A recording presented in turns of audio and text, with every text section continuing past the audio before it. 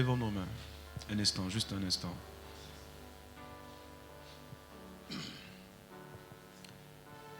Lève juste les mains.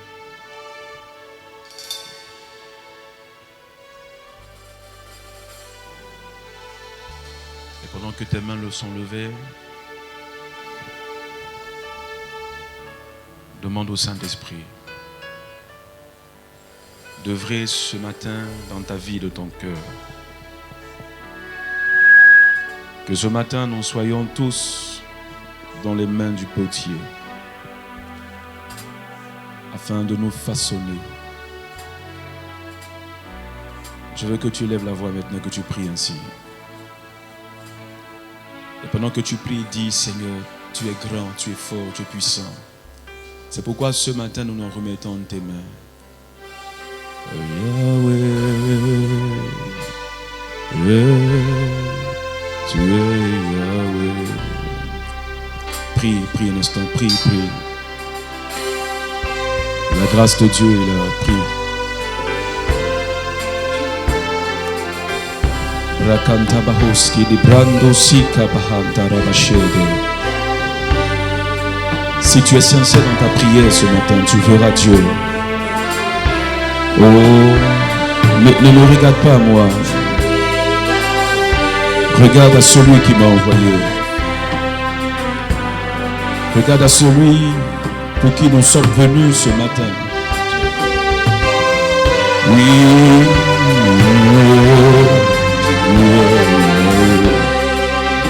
Oui, fais-le, fais-le. Ne regarde pas ma personne.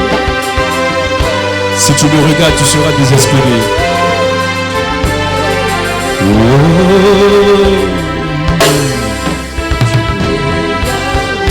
Yahweh, Alpha, l'Oméga.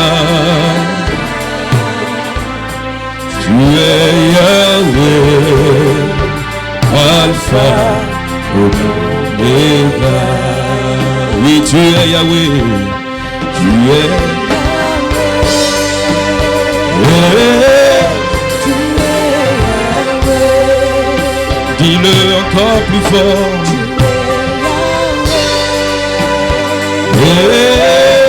Tu es Yahweh.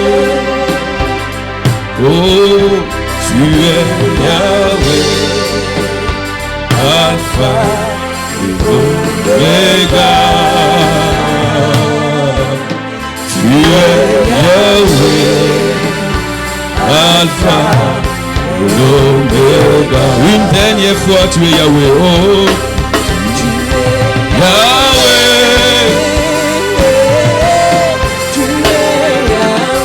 Oh, que ta présence inonde ce lieu. Que ta gloire remplisse ce lieu, Seigneur. Tu es Yahweh, Alpha, Omega. Tu es Yahweh, Alpha et Omega.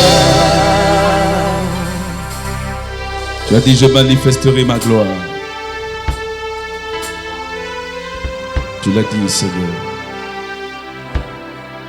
Manifeste ta gloire au milieu de ton peuple ce matin. Révèle-toi à nous dans une dimension extraordinaire. Que ce matin, la présence de ton esprit me fasse du bien. Prends contrôle de ce micro, de la salle, de mon cœur, de ma bouche. Au nom puissant de ton Fils Jésus. Amen. Est-ce que nous pouvons acclamer très fort le Seigneur Jésus?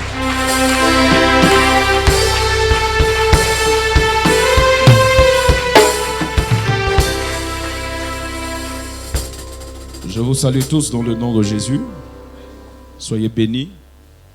J'espère que nous passons ensemble un excellent culte dans la présence de Dieu. Ce matin, j'ai le privilège de partager les Écritures avec vous. Je veux que tu sois focalisé par rapport à ce que je vais dire. C'est peut-être des choses que tu sais. Peut-être que c'est un rappel. Peut-être que c'est quelque chose de nouveau pour toi ce matin. Ce que je vais dire, c'est simple. C'est des choses qui ne sont pas compliquées. J'aime bien quand tu lis les Écritures et que tu es en train de prêcher, tu n'es pas à faire beaucoup de commentaires. Et que le verset est là, nous tous on le lit et on comprend. Sans même qu'un homme ne commente le verset. Ça, j'adore ça dans mes prédications. Et ce matin, beaucoup de versets vont apparaître. C'est un nouveau style que je suis en train de développer. Où j'aime avoir plusieurs passages bibliques qui peuvent confirmer ce que je suis en train de dire de la part du Seigneur Jésus-Christ de Nazareth. Le thème que nous traitons, c'est veiller sur son cœur. Dis à ton voisin, veiller sur son cœur. Avant moi, déjà le pasteur, notre leader, a parlé ici depuis le mois de septembre. Et le dimanche dernier, c'était le pasteur Aonon qui a apporté sa touche à votre édification. Permettez-moi ce matin de vous envoyer dans la parole de Dieu et de nous permettre ce matin d'être bénis au travers des Écritures. Nous allons lire quelques portions des Écritures, en commençant par le livre de Deutéronome, chapitre 4, le verset 9. La Bible dit seulement, prends garde à toi et veille attentivement sur ton âme. Tous les jours de ta vie, de peur que tu n'oublies les choses que tes yeux ont vues et qu'elles ne sortent de ton cœur. Enseigne-la à tes enfants et aux enfants de tes enfants. Allons encore dans le même chapitre au verset 15. Puisque vous n'avez vu aucune figure, le jour où l'Éternel vous parla du milieu du feu, à Horeb, veillez attentivement sur vos âmes. Alléluia. Prenons encore une autre écriture, Proverbe chapitre 16, le verset 17, la version français courant et Parole de vie 2017. Les hommes droits se détournent du mal, car surveiller sa conduite, c'est veiller sur sa vie. Je ne sais pas si quelqu'un comprend. Je reprends. Les hommes droits se détournent du mal, car surveiller sa conduite, c'est veiller sur sa vie. Dans la version Parole de vie 2017, il est dit, les gens droits s'éloignent du mal. Celui qui fait attention à sa conduite protège sa vie. Alléluia. Protège sa vie. Je ne sais pas si nous avons tous la notion de la vie. Parce que souvent, quand tu regardes certaines personnes dans leur conduite, tu te demandes, est-ce que cette personne-là même comprend ce qu'est la vie? La valeur de la vie. Alléluia. La vie est une chose qu'il faut protéger. Parce que ça ne vient pas de toi, c'est Dieu qui nous a donné la vie. C'est Dieu qui nous a donné son souffle. Et nous ne devons pas mettre fin à nos vies, alléluia, parce qu'on a un chagrin d'amour, ou bien parce qu'on ne comprend pas certaines choses nous arriver, alléluia, dans la vie. C'est un péché de vouloir se suicider. Donc si ce matin tu as l'esprit, parce que soit ton mari ou ta femme t'ont fait quelque chose de ta vie, alléluia, je te conseille de ne pas le faire. Parce que tu n'es pas le propriétaire de la vie. Tu n'as pas payé. Tu n'as rien fait. Protège-la, alléluia. Allons dans Luc chapitre 21, verset 34 à 36. Prenez garde à vous-même, de crainte que vos cœurs ne s'apesantissent par les essais du manger et du boire, et par les soucis de la vie, et que ce jour ne vienne sur vous à l'improviste, car il viendra comme un filet sur tous ceux qui habitent sur la face de toute la terre. Point. Veillez donc et priez en tout temps, afin que vous ayez la force d'échapper à toutes ces choses qui arriveront et de paraître debout devant le Fils de l'homme.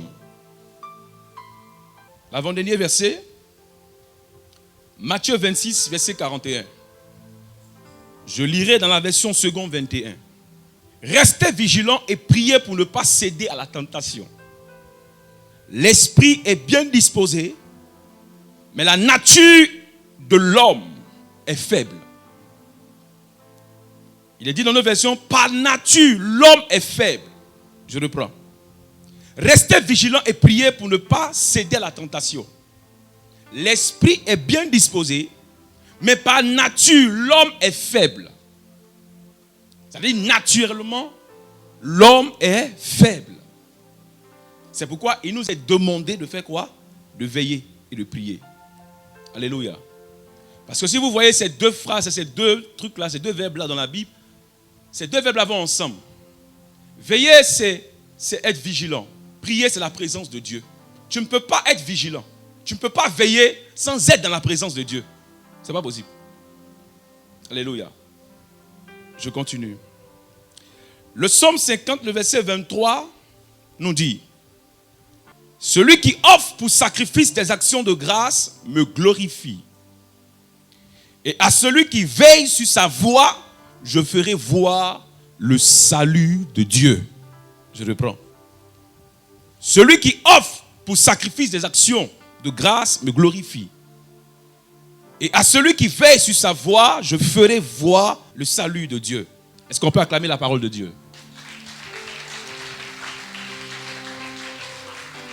Bien-aimés, le thème que nous traitons ce matin, c'est veiller sur son cœur. Dans ces 5 et 6 versets que nous venons de lire, vous allez remarquer qu'il y a des mots qui reviennent couramment. Soyez vigilants, veillez, faites attention, prenez garde. C'est comme si les Écritures étaient en train de nous dire de faire attention. C'est comme si la parole de Dieu était en train de nous révéler certaines choses. Je ne sais pas si on a la même Bible. Alléluia. Et on a lu les mêmes choses. Mais au travers de ces versets, nous remarquons plusieurs choses qui apparaissent. C'est comme hâte, danger. Faites attention. Soyez vigilants. Veillez. Alléluia. Amen, amen. Soyez sur vos gardes. Voilà ce que ces passages bibliques nous révèlent ce matin. Vous savez, quelqu'un me dira, mais pasteur, ce que nous venons de lire nous montre qu'on doit veiller, on doit se préserver, on doit être sur nos gardes. Mais la Bible nous dit aussi que Dieu nous garde. Alors si Dieu nous garde, mais pourquoi nous on doit veiller? Pourquoi on doit être sur nos gardes? Pourquoi on doit faire attention? Alléluia. Pourquoi on doit être vigilant? Je confirme effectivement que lorsque vous prenez le psaume 145, verset 20, la Bible nous dit quelque part là-bas, l'Éternel garde tous ceux qui l'aiment. Alléluia. C'est confirmé, ce que tu dis là, c'est la vérité. Dieu garde ceux qui l'aiment. Mais il faut comprendre cette chose. Cependant, la Bible nous demande, malgré que Dieu nous garde, malgré que nous avons la protection divine, Dieu nous demande de veiller sur certains domaines de nos vies. Quelqu'un me reçoit? Malgré que tu as la protection divine et que tu aimes Dieu et que Dieu te protège chaque instant, ça n'empêche pas que la Bible nous exhorte à nous-mêmes être vigilants et à nous, alléluia, nous protéger, alléluia. Quand vous prenez la Bible dans Job 33, verset 14, la Bible dit, Dieu parle cependant tantôt d'une manière, tantôt d'une autre. Frère, qui entend la voix de Dieu? Non, c'est une question, c'est pas... Qui entend la voix de Dieu? Bon, je vais bien dire. Combien d'entre nous entendons Dieu nous parler?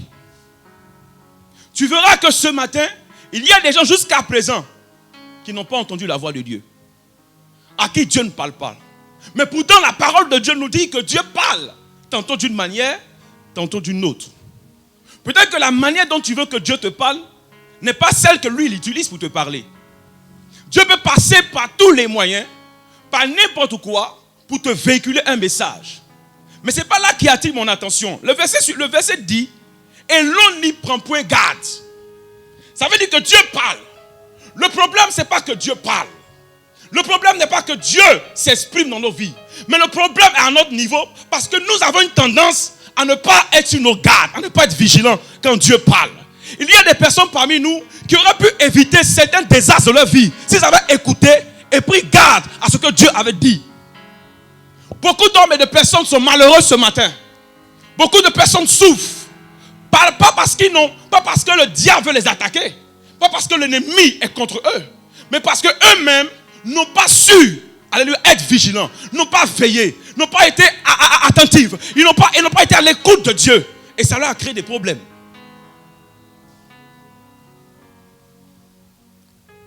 C'est comme un enfant à qui on parle de plusieurs manières, mais on dirait que rien ne semble rentrer. Tu dis ne fais pas ça. Il fait. Demain tu ne fais pas ça. Mais il fait. Tu dis une autre méthode, tu lui parles, mais il fait. Et c'est comme ça qu'il y a beaucoup de chrétiens qui sont comme ces enfants-là. Dieu leur parle. Dieu leur dit non, fais ça, fais ça. Tu fais ça, tu feras. Mais ils ont une tendance à être négligents. À ne pas être en éveil. À ne pas être sur leur garde. Et ce matin, tu vas comprendre certaines choses de la vie chrétienne. Qu'on ne peut pas avancer dans la vie chrétienne si on n'apprend pas à veiller sur certains domaines de notre vie. Est-ce que je parle à quelqu'un ce matin? Quand vous prenez 1 Corinthiens, chapitre 10, verset 12. La Bible dit dans 1 Corinthiens, chapitre 10, verset 12. Ainsi donc, que celui qui croit être debout prenne garde de tomber. Frère, le seul fait que tu as choisi de vivre, tu as pris le risque de mourir. Quelqu'un me comprend? La vie est risquée. Quand tu choisis d'être debout, tu prends le risque de tomber. C'est comme ça. Si tu crois que la vie, il n'y a pas de risque, tu as menti. Il dit ici dans sa parole, il dit, ainsi donc que celui qui croit être debout.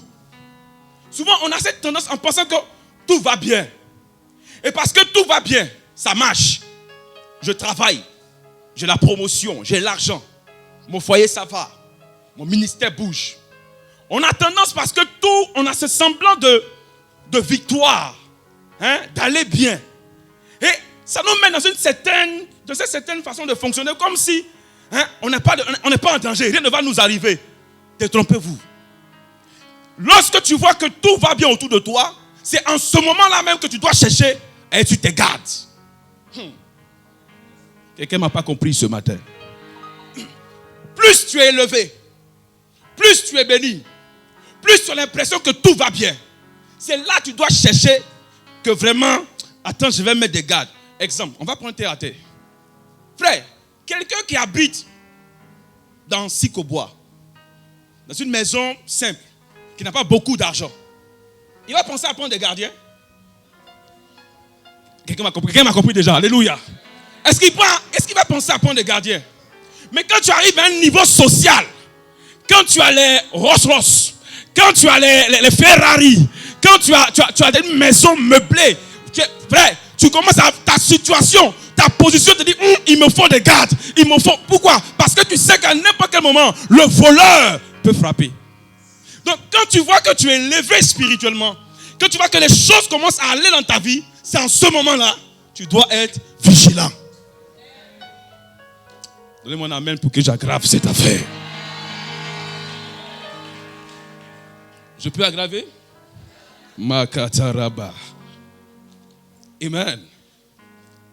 C'est pourquoi ce matin, avant d'aller plus loin, laissez-moi vous donner 3 vérités qui doivent nous pousser à la vigilance, qui doivent nous pousser à être sur nos gardes, qui doivent nous pousser, alléluia, à faire attention. La première vérité, peut-être que tu ne le sais pas, peut-être que tu ne te connais pas. Tout homme a en lui une tendance à faire le mal. Écoutez-moi très bien. L'une des raisons pour lesquelles tu dois veiller, c'est que toi et moi, on veut ou on ne veut pas, il y a en nous un programme qui est destiné à faire le mal. C'est en nous. C'est pourquoi je disais à quelqu'un, la Bible dit, ne te confie pas en ton propre cœur. Tu sais pourquoi? Parce que le cœur même déjà, il est malade. En fait, tu as tellement confiance en toi, tu as tellement confiance en ton cœur, que souvent tu te permets des choses, de laisser aller. Détrompe-toi. Le cœur que tu as dans ta poitrine est malade déjà. Ce n'est pas Pasteur Malik qui le dit. C'est la Bible même qui le dit. Le Seigneur dit le cœur est tortueux par-dessus tout. Personne ne le connaît. Donc toi-même, tu ne connais pas ton cœur. Les gens disent, le cœur a des raisons que la raison ignore. Je ne sais pas quoi. Alléluia. Vous comprenez? Parce que tu ne peux pas expliquer. Il y a certaines choses que tu fais aujourd'hui, tu ne peux pas expliquer. Même si on te demande pourquoi tu fais, je ne sais pas. Mais c'est mon cœur qui me pousse. Tu ne peux pas expliquer. Il y a certaines choses que tu ne veux pas. Mais tu ne peux pas expliquer pourquoi tu fais. Tu ne peux même pas expliquer ton attitude, ton comportement. Tu ne peux pas expliquer ta façon de parler aux gens. Tu ne peux pas expliquer ta façon de vivre. Tu ne sais pas. Parce que ton cœur est malade. Bon, un truc comme ça qui est déjà malade. Pourquoi tu veux encore l'exposer? Alléluia. À d'autres maladies. Il faut veiller dessus. C'est un truc qui est déjà fragile. Qui est déjà enclin au mal.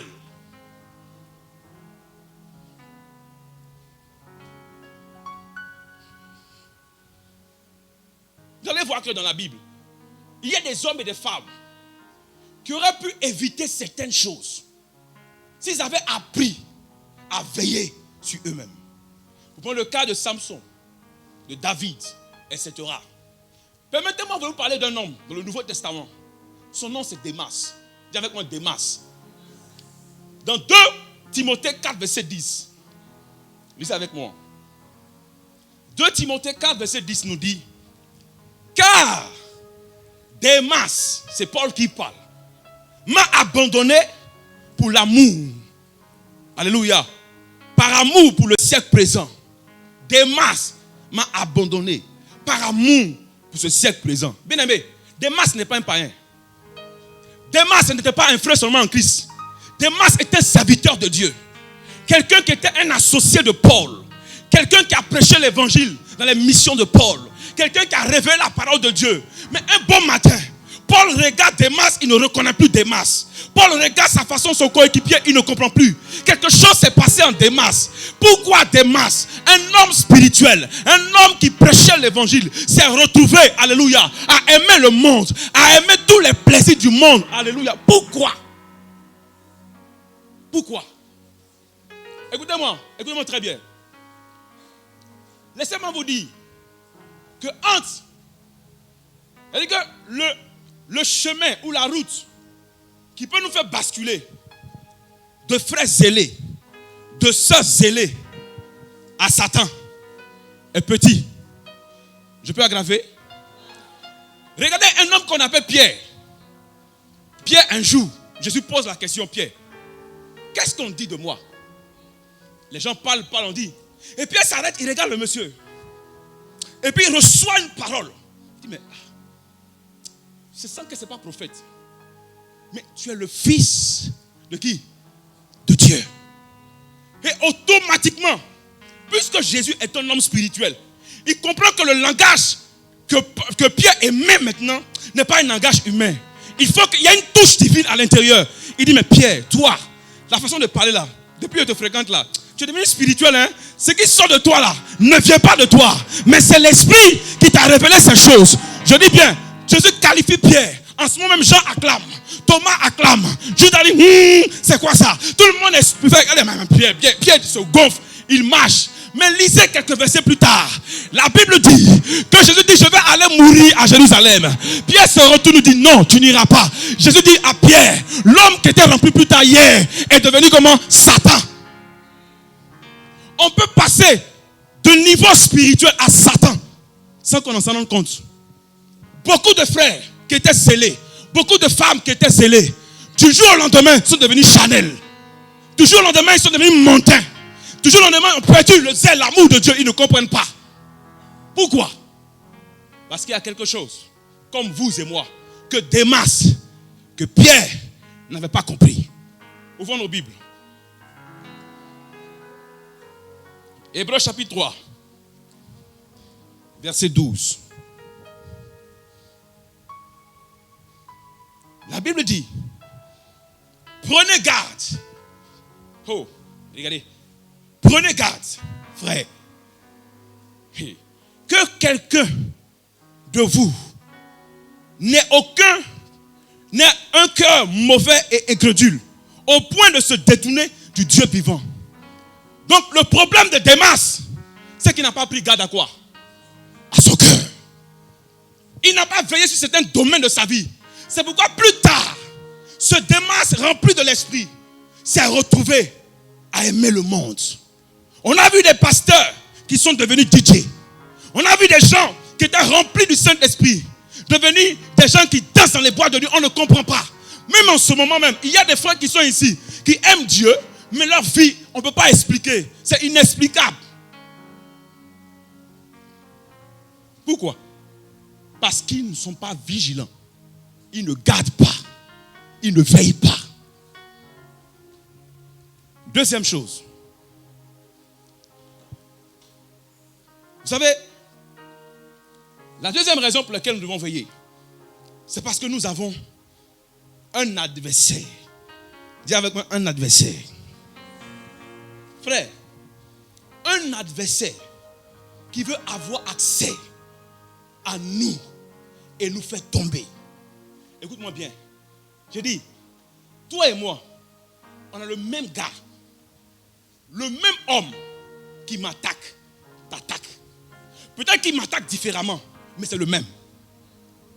Le même gars qui attaque cette église, attaque d'autres églises. C'est le même. Nous avons tous un adversaire commun. Et ce type-là a un seul rôle, un seul mandat.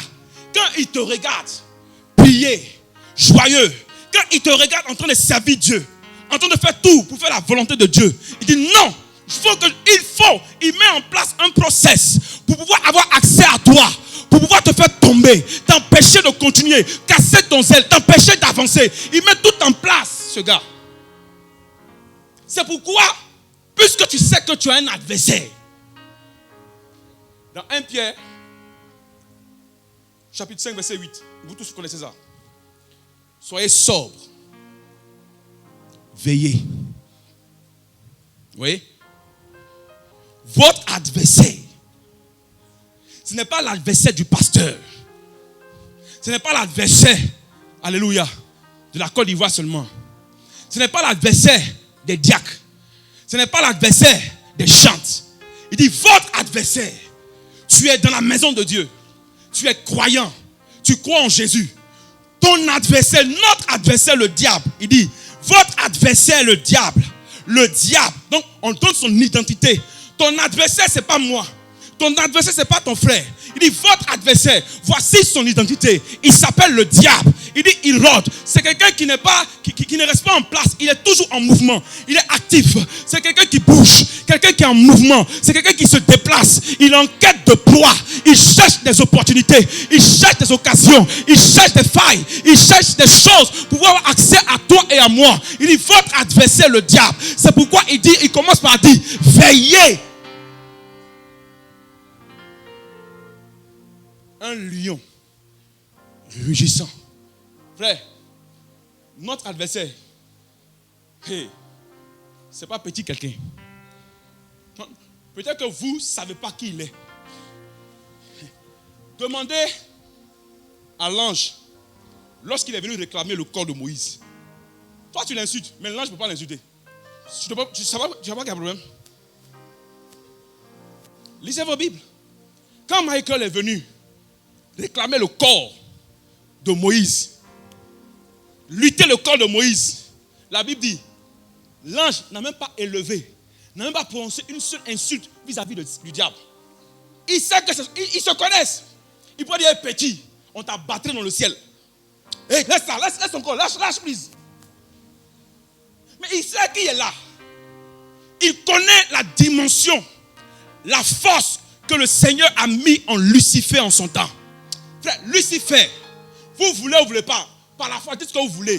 Lucifer n'est pas un petit gars. Un gars qui a pu mobiliser un tiers des anges. C'est pas un petit quelqu'un. C'est pas un petit quelqu'un. C'est un influenceur. Il n'a rien, il a plus de 1 million, 2000 abonnés qui le suivent. Alléluia. 3 milliards de personnes qui le suivent. Frère, ce n'est pas n'importe qui. Le fait de le dire n'est pas en train de le glorifier. Il le sait. Mais c'est pour montrer que le diable, c'est pas du jeu. Votre adversaire, le diable, c'est pas du jeu. C'est pas un amusement. Même les anges ne peuvent pas lui parler. Frère, on dit c'est lui qui met le sceau à la fin. Quand Dieu a fini, il a mis le sceau, c'est lui. C'est pourquoi il a donné contre toi. Parce que normalement, c'est lui qui mettait fin point final à l'œuvre. Et puis il ne comprend pas. Il y a un autre cadre qui sort. Toi, tu apparais. Il dit, mais comment ça? J'étais le bébé chou de Dieu. Et maintenant, c'est toi. Et puis moi, on m'a rendu inférieur à toi. C'est pas possible. Tu ne retrouveras pas la paix. Où que tu sois, je vais t'embêter. Je vais te pousser. Tu vas tomber. Tu vas faire... Hey! C'est pourquoi Pierre dit, vous n'ignorez pas les desseins du diable. Il faut t'amuser. Il faut jouer. Il faut dormir. Il faut être là, le sang. À cause de toi, il y a pénurie de sang. Le sang. Il faut être là. Seulement le feu. Tout le feu que tu as envoyé, il est toujours là. Oh, le feu. Envoie tout ce que tu veux. Il est là. Son mandat. Il dit, je dois avoir accès à toi. Je dois te faire tomber. Et quand tu es conscient que tu es un adversaire, tu es un ennemi, mon ami, tu dois veiller. Ouvrons nos Bibles dans... Alors rapidement. Ouvrons nos Bibles dans... Makatarabasataya. Quand vous prenez Matthieu 13, versets 24 à 25, quand vous lisez, on dit, il leur proposa une autre parabole. Il dit, le royaume des cieux est semblable à un homme qui a semé une bonne semence dans son champ. L'homme a bâti quelque chose. L'homme a mis en place un système qui fonctionne. L'homme a construit son foyer. La dame a bâti son entreprise. Tout était parfait. Tout était bien. Mais ce que cet homme a oublié, cet homme a négligé quelque chose. Il a sous-estimé quelqu'un. La Bible dit dans la même ville, lisez la ville, il dit quoi? Il dit, il dit, mais, pourquoi le mais?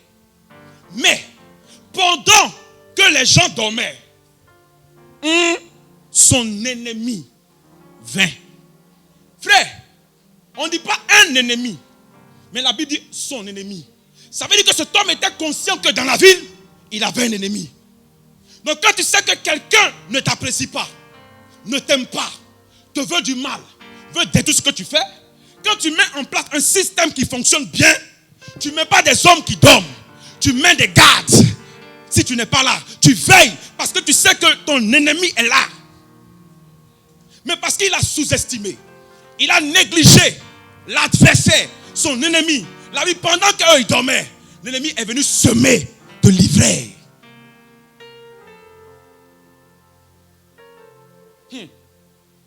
Regarde dans ta vie aujourd'hui. Des petits renards sont en train de faire des dégâts dans toi. Regarde toi-même. L'année 2020 est en train de finir. Tes excuses, c'est Corona. Regarde. Regarde-toi. Regarde ta vie chrétienne. Regarde. Regarde. Regarde comment, quand tu penses Seigneur à cause du Corona, tu penses qu'il ne sait pas qu'il y a Corona. C'est lui-même qui a envoyé ça, alléluia. Il sait. Amen. Mais quand tu dis non, mais Seigneur, à cause du Corona. Oh, Corona. Oh, Corona. Mais tu manges dans Corona là, non? Tu travailles, non? Ah, on te paye, non? Mais quand c'est pour les choses spirituelles, Corona. Je ne comprends pas ça. Corona. Corona. Toi, tu vis. Tu penses que Dieu ne sait pas ça? Et les gens qui sont là, regarde un peu ta vie chrétienne. Regarde en ce moment, ce soir. Regarde ce matin ta vie chrétienne. Où est-ce que tu es? Tu ne montres que des œuvres. Tu ne montres que tu fais comme si ça va, mais ça ne va pas. Dis à ton voisin, toi-même, tu sais que ça ne va pas. Mais tu forces dedans. Mais tu luttes, tu te bats. Quand on te voit, tu dis, tu dis non, attends, il a fait comment? Ça va. C'est comme un monsieur, il avait le palu, malade. Il faut aller à l'hôpital. Il coupe feuille de citron là. Ça met. Puis les gars font, ça va.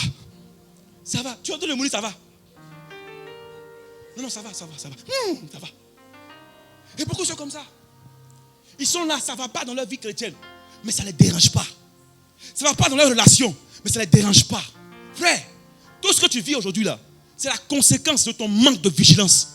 Tu n'as pas été vigilant. Tu t'es laissé aller. Il y a une version qu'on a lu tout à l'heure. On dit, ne vous laissez pas aller dans le manger de boire. Souvent quand tu es trop à l'aise, les évangéliques, tu es au l'aise là. Tu es négligent quoi. C'est là que tu es là, écoutez, c'est la vie, hein, la prospérité. Tout est accompli, alléluia. Tout est accompli. Oh ça. Hey! Peut-être que quand tu fais ça, le diable dit, oh, merci. Parce que lui, il rôde. Mon ami, ne lui facilitons pas la tâche. Il rôde, mais il n'est pas obligé de te trouver. Eh, quelqu'un ne m'a pas compris. Oh. Il rôde, il cherche sa proie. Mais quand il vient, tu n'es pas là. Il fouille, il n'est pas là. Mais écoutez, mais qu'est-ce qui se passe? Ne lui facilite pas la tâche. Vous croyez que les animaux dans la forêt là, ils ont la vie, lion, viens me manger. Hey, mighty le bros. Dis à quelqu'un, tu es un ennemi. Donc tu dois veiller. Troisième vérité. On ne peut pas grandir. On ne peut pas progresser dans la vie chrétienne si on ne veille pas sur certains domaines de nos vies. Chrétien, il y a des hommes dans la Bible qui ont compris que tu ne peux pas aller de l'avant. Tu ne peux pas grandir spirituellement si tu ne veilles pas sur certains domaines de ta vie. Les gens pensent qu'on arrive à un certain niveau de révélation, de parole, un niveau spirituel élevé, si on ne veille pas sur soi-même. Vous croyez que ça tombe du ciel comme ça, le fait de réussir spirituellement? Désolé, tu ne pourras jamais connaître le progrès ou la progression spirituelle si tu ne prends pas la peine de veiller, alléluia, sur certains domaines de ta vie.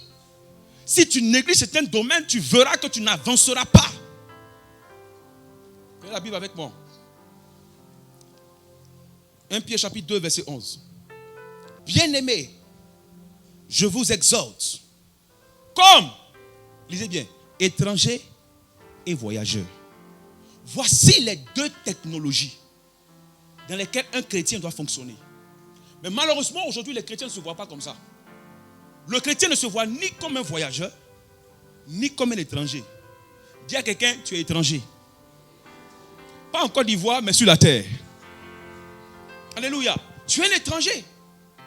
Mon ami, tu sais, quand tu arrives dans un pays qui n'est pas ton pays, tu sais comment il faut se comporter. Il faut qu'il voyage.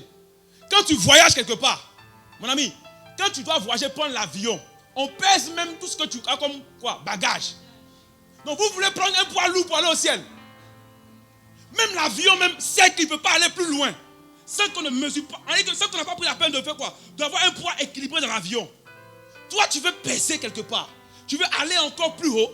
Mais tu ne prends pas la peine de faire quoi? De te débarrasser des bagages inutiles.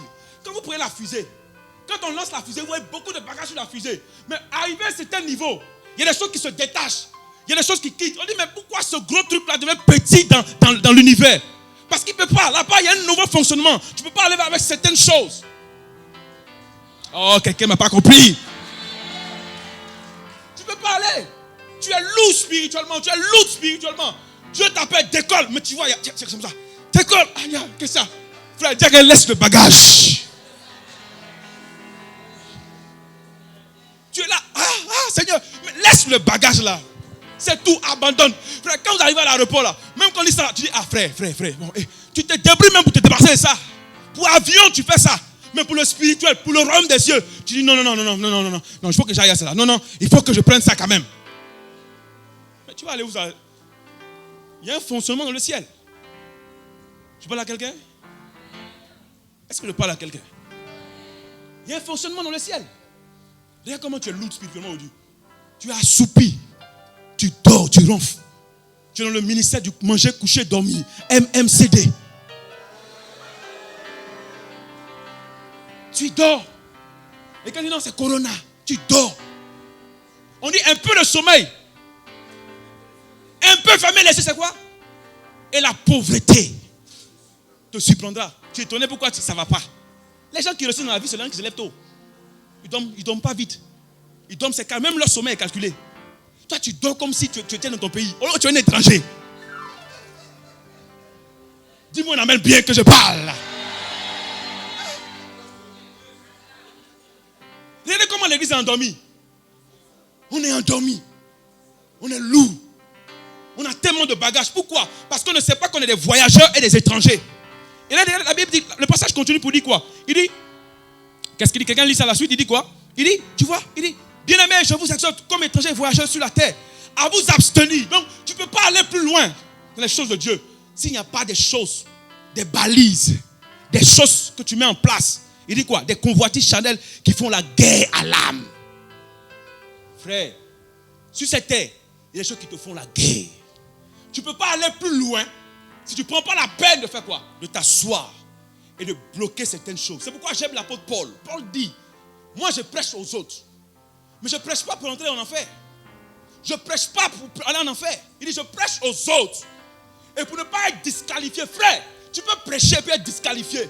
Tu peux prophétiser et être disqualifié. Tu peux prier pour les malades et être disqualifié. Tu peux venir à l'église chanter et être disqualifié. Frère, tu es disqualifié.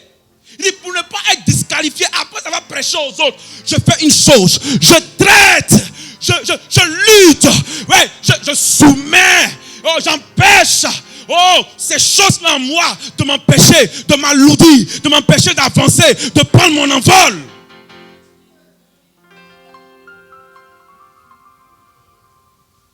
C'est pourquoi permettez-moi ce matin de vous présenter 5 domaines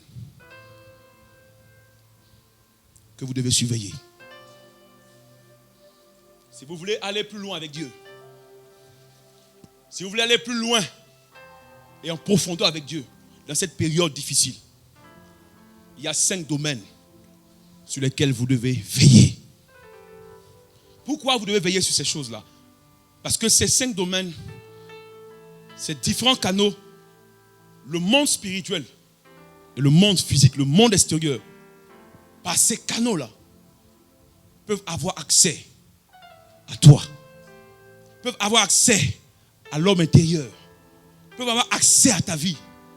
Et quand une chose a accès à toi, automatiquement, elle a de l'influence sur ton système de pensée. Ta façon de raisonner, d'agir commence à être affectée par une chose qui influence ta vie. C'est pourquoi j'ai l'habitude de dire à quelqu'un, celui qui détient ton cœur, te détient, te contrôle. Une personne qui possède ton cœur. C'est pourquoi la bataille qu'il y a sur cette terre, c'est la bataille du cœur. Une personne qui détient ton cœur, il te contrôle. Remarquez des femmes, il y a des femmes qui sont tellement amoureuses qu'elles peuvent vider leur compte dans un garçon. Tu es bête ma fille, tu es con. Non, c'est l'amour. Quand il fait ça, hey, tu fais hi. Quand tu te couches en même temps. Il y a des hommes comme ça aussi. Tu vois la petite fille, elle te fatigue comme ça, tu ne comprends pas. C'est ton cœur qui te fatigue. La tisse, elle te fatigue. Et maintenant, quand tu veux dire non, c'est normal, c'est normal. Un homme doit avoir ses deux. C'est un vrai. La maison et puis la bureau. Dans quelle Bible? Quel est cet évangile-là? Qui t'a prêché ça? Où as-tu appris ça? Des justifications maintenant pour dire non, c'est normal, que tout homme est comme ça. Qui vous a dit que tout homme est comme ça? C'est les gens qui ne sont pas régénérés. C'est nous qui sommes régénérés là. On n'est pas comme ça, alléluia. Dites-le, on n'est pas comme ça, alléluia. Nous sommes régénérés. On comprend les principes de base. 5 domaines. Parce qu'une chose qui influence ton intérieur va commencer à influencer sur toute ta vie. C'est vous allez voir dans Proverbes chapitre 23, verset 7 dit, car il est comme les pensées de son âme. Tu es comme l'influence qui arrive dans ta vie. Et beaucoup de personnes sont influencées ici. Tout ce que tu fais aujourd'hui, c'est dû à une influence dans ta vie. On t'a influencé. Tu étais bien. Des amis que tu rencontres, paf, ils t'influencent, tu viens droguer. Avant, tu n'aimais pas, tu as donné accès à quelqu'un qui est tellement sensuel que lorsqu'il parle avec toi, net, paf, tu deviens Chanel. Tu finis de l'écouter, net, toutes tes pensées là, c'est moins de 18 ans. Quelqu'un a compris ce qu'il a dit là? Alléluia. Alléluia. Non, vous savez ce que ça veut dire, alléluia. Première chose sur laquelle il faut veiller, et le pasteur, je reviens dessus pour aggraver cette affaire. L'une des premières choses, dis à quelqu'un, c'est mes yeux. Vous savez pourquoi c'est les yeux? Mes yeux. Vous savez pourquoi? Vous savez, la première attaque du diable contre le plan de Dieu, c'était au niveau des yeux. La Bible dit, Ève vit. C'est les yeux. Le problème, la première chose qui a influencé tout le programme divin, c'était les yeux. La deuxième raison pour laquelle je parle des yeux, c'est que quelqu'un a dit que les yeux sont les fenêtres de l'âme. C'est-à-dire, quand tu vas avoir accès à l'âme de quelqu'un, c'est par ses yeux. Les yeux, c'est une fenêtre. Quand vous prenez l'histoire de la brebis, du berger et de la brebis, le Seigneur dit quelque chose là-bas. Le Seigneur dit que le bon berger, quand il vient là, lui, il frappe à la porte et il rentre. Mais c'est le mercenaire, le voleur qui passe où? Par la fenêtre. Donc les yeux, c'est la porte d'entrée principale du dévoreur. Quelqu'un ne m'a pas compris. Oh, massacre. Quand le diable va avoir accès à toi, l'une des premières choses qu'il va commencer à attaquer, c'est tes yeux. Ce que tu vois. Ce que tu vois, ce que tu regardes. C'est pourquoi quand vous lisez Psaume 101, verset 3, dit: je ne mettrai rien de mauvais devant mes yeux. Ce n'est pas moi qui dis. Je ne mettrai rien de mauvais devant mes yeux. Je hais la conduite des pécheurs. Elle ne s'attachera point à moi. Quelqu'un a fait cette prière, cette déclaration pour dire: non, je ne mettrai rien de mauvais devant mes yeux. À quoi tu exposes tes yeux depuis cette année? À quoi est-ce que tu exposes tes yeux? Qu'est-ce que tes yeux voient? Qu'est-ce que tu regardes? Qu'est-ce que tu observes? Qu'est-ce que tu perçois? Dans le livre de Job 31, verset 1 dit: j'avais fait un pacte avec mes yeux. Il y a des gens ce matin qui doivent faire un pacte, qui doivent signer un contrat avec leurs yeux. Ton problème, c'est que tes yeux te fatiguent. C'est tes yeux qui te fatiguent. Ça veut dire que tu es une bonne femme, mais tes yeux te fatiguent. Tu ne peux pas voir quelque chose passer. Tu es un bon monsieur. Tu es bien, responsable. Mais ton problème, c'est tes yeux.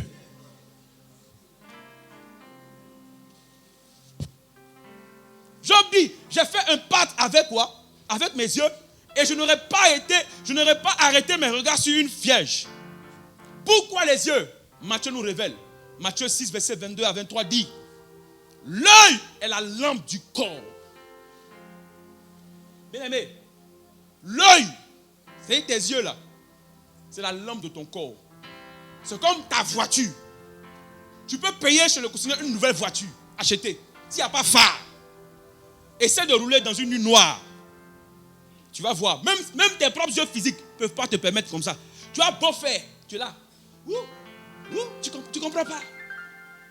Donc, de même que les phares sont les yeux d'un véhicule, ton corps a ses propres phares. Ce sont ses yeux. Il dit: l'œil est la lampe du corps. Si ton œil est en bon état, tout ton corps sera éclairé. Pose-toi la question: pourquoi mon corps est dans les ténèbres, dans le noir? C'est parce que tes yeux ont un problème. Ton œil a un problème. Mais si ton œil est en mauvais état, tout ton corps sera dans les ténèbres. Si donc la lumière qui est en toi est ténèbres, combien sera grande cette ténèbres? Pose-toi la question: est-ce que la lumière qui est en moi est ténèbres? C'est pourquoi ce matin je veux exhorter quelqu'un. Pourquoi? Parce que si vous regardez le monde, l'époque dans laquelle nous sommes aujourd'hui, c'est l'époque du visuel. Quelqu'un sait ça? Tout se fait par les yeux. Facebook, tout est visuel aujourd'hui. C'est pourquoi nous devons faire attention à nos propres yeux. Dans la Bible, il y a des hommes comme David qui a aperçu Bathsheba. Il est tombé. Quand vous prenez Samson, il dit: il vit une femme qui plaisait à ses yeux. Pas à son cœur, mais à ses yeux. Il est tombé. Tes yeux peuvent te créer des problèmes, bien aimés. Toi, tu ne vois pas de jolies femmes ou de jolis hommes passer. Quand toi, tu vois net, tu es perdu. Tes yeux vont te créer des problèmes. Tes yeux vont te mettre dans les ténèbres. Tes yeux vont te conduire en enfer. C'est pourquoi la Bible dit que si ton œil gauche est un problème pour toi, arrache. Deuxième chose, veillez sur sa langue. Quand on parle de langue, on parle de bouche. Écoutez-moi très bien. Si quelqu'un ne sait pas aujourd'hui, laisse-moi te dire quelque chose. Nos paroles sont puissantes. Quelqu'un sait ça? Écoutez, nos paroles sont tellement puissantes que nous devons veiller sur notre propre bouche, notre propre langue. Écoutez, par tes paroles, tu peux blesser. Par tes mêmes paroles, tu peux guérir. Par tes paroles, tu peux décourager. Par les mêmes paroles, tu peux encourager. Les paroles sont dangereuses. La bouche est dangereuse. La langue mortelle. C'est pourquoi la Bible nous exhorte à veiller sur notre langue. Quand tu sais que ta bouche, ta langue est dangereuse, tu ne t'amuses pas avec ça. Est-ce que tu t'amuses avec un couteau? Et que tu l'as dit, couteau. Tu l'as fait ça? Ou bien tu mets ton doigt dans la prise électrique. Non, je suis... Vas-y. Donc tu sais qu'il y a des choses qui sont dangereuses. Et puis maintenant tu ne fais pas. Mais quand Dieu nous dit que notre bouche, la langue est dangereuse, c'est pourquoi quand j'ai dit, ce matin quelqu'un m'a prié en quelque chose tout à l'heure. Il dit, Seigneur, délivre ma bouche. Si tu es conscient que ta bouche, par ta bouche, tu peux détruire une vie, tu feras attention. La Bible dit dans Proverbes chapitre 13, verset 3 dit, celui qui veille sur sa bouche, garde son âme. On est encore dans âme et puis esprit. Celui qui garde sa bouche, celui qui veille sur sa bouche, garde son âme. Celui qui ouvre les grandes lèvres, court à sa pète. Des bavardeurs. C'est-à-dire que toi, frère, on dit qu'il court à sa propre pète. Beaucoup de personnes ont des problèmes aujourd'hui parce que leur bouche, ta bouche te fatigue. Tu dois, ce matin, veiller dessus. Regardez, Proverbe 21, verset 23 dit, celui qui veille sur sa bouche et sur sa langue, préserve son âme des angoisses. Regarde combien de fois tu te fais du mal. La plupart de tes problèmes, ce n'est pas les autres, c'est toi-même. C'est ta propre bouche qui te crée des problèmes. Prenons un exemple dans la Bible. La Bible nous parle d'un homme au temps de Jean-Baptiste. La Bible nous parle d'Hérode. Hérode a pris la femme de son frère après la mort de son frère. Et Jean-Baptiste a combattu le fait qu'il ait pris sa femme, la femme de son frère. Et un jour, la Bible nous dit que Hérode a organisé une manifestation, une fête dans son royaume. Et lors de cette fête-là, il a invité ses amis, ses collègues, des rois, des princes. Ils sont arrivés là. Et lorsqu'ils sont arrivés, la Bible déclare que la fille d'Hérodias a commencé à danser. Et quand elle a dansé, la Bible dit, Hérode, quand il a vu cela, il dit, non. Fille, viens. Écoute, demande-moi. Il ouvre sa bouche. Il dit, demande-moi tout ce que tu veux. Même si c'est la moitié de mon royaume. Alléluia. Je te le donne. Il a ouvert sa bouche. Matthieu 14, alléluia. Il a ouvert sa bouche. Il a parlé, alléluia. Il a dit quelque chose. Demande-moi, alléluia, tout ce que tu veux. Même si c'est mon royaume, je te le donne. La Bible dit que quand la fille a entendu, elle allait voir sa maman. Maman, le roi dit de donner ce que je veux. Oh, la femme, elle avait un ennemi. Elle n'aimait pas Jean-Baptiste. Parce que Jean-Baptiste prêchait quelque chose qu'elle ne voulait pas entendre. Elle dit, va demander la tête de Jean-Baptiste. La fille va voir Hérode. Et dit à Hérode, je veux la tête de Jean-Baptiste. Quand vous lisez ce passage, vous voyez que la Bible dit que Hérode est devenu triste. Triste, malheureux, parce qu'il aimait Jean-Baptiste. Il aimait les prêches de Jean-Baptiste.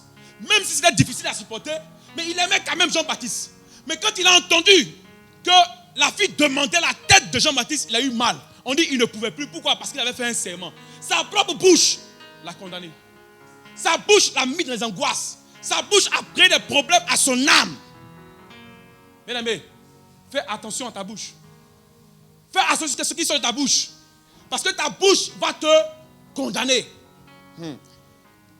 Quand on poursuit, Proverbe 6, verset 1 à 3 dit, mon fils, si tu as cautionné ton prochain, si tu t'es engagé pour autrui, si tu t'es enlacé par les paroles de ta bouche, si tu es pris par les paroles de ta bouche, fais donc ceci. Mon fils, fais quoi? Dégage-toi. Puisque tu es tombé au pouvoir de ton prochain, va, prosterne-toi et fais des intentions auprès de lui. Dégage-toi. Le psaume 34, verset 13 à 14 nous dit, quel est l'homme qui aime la vie? Qui aime la vie ici? Bon, tu n'aimes pas la vie? Qui aime la vie ce matin? Il dit, quel est l'homme qui aime la vie, qui désire la prolonger pour jouir du bonheur? Préserve ta langue. Tu aimes la vie. Mais si tu ne fais pas attention, la bouche va commencer à interrompre ta vie. Ta bouche va interrompre ta vie sur terre. Protège-la. Veille sur ta langue. Et tes lèvres des paroles trompeuses. Le psaume 39, il dit, verset 2 à 3, il dit, je disais. Moi j'aime bien ça.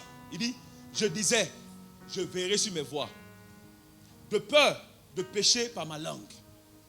je mettrai un frein à ma bouche. Moi-même, je vais ajouter frein assisté. Alléluia. Parce que les freins ordinaires, là, ça ne prend pas. Alléluia. Il faut mettre des freins assistés. Quand tu freines là, ça bloque. Et là, la suite, il dit, tant que le méchant sera devant moi, je suis resté muet. C'est-à-dire, il a décidé de mettre un frein à sa langue. Il veut parler. Mais il dit non. Il ne parle pas. Il dit, je suis resté muet dans le silence. Je me suis tué. Quoique malheureux. Ça dit que pendant qu'il ne parle pas, ça va. Les gens, quand ils ne parlent pas là, tu vois. C'est-à-dire, il lutte avec ça. Il lutte avec ce qui va sortir là même. Il veut parler. Les gens qui bavardent là, ils ne peuvent pas rester longtemps. Le jour où tu vois qu'il est calme là, soit il est jeune, soit il est frustré. Alléluia. Regardez, le jour où vous voyez quelqu'un qui bavarde être calme, c'est qu'il est frustré. Ou il est jeune. Et quand les gens comme ça ils sont frustrés là, ils ne veulent plus communiquer les gens. Ou bien quand il est jeune, il dit, je sentais la douleur dans mon corps. Je veux parler.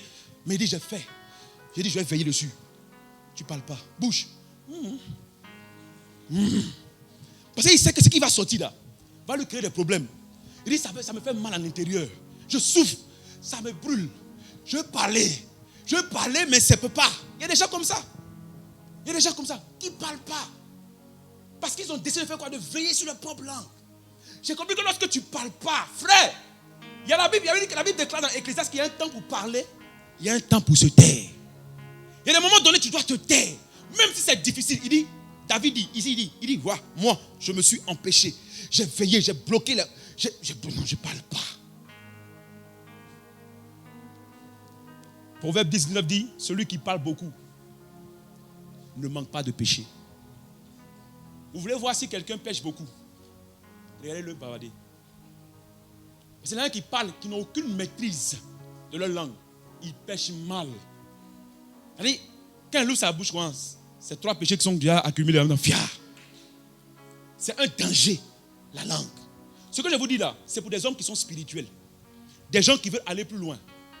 C'est pourquoi je parle. Des gens qui veulent voir un changement radical dans leur vie. Regardez, regardez, le proverbe 25-15 dit, par la lenteur à la colère, c'est un secret pour les opposants.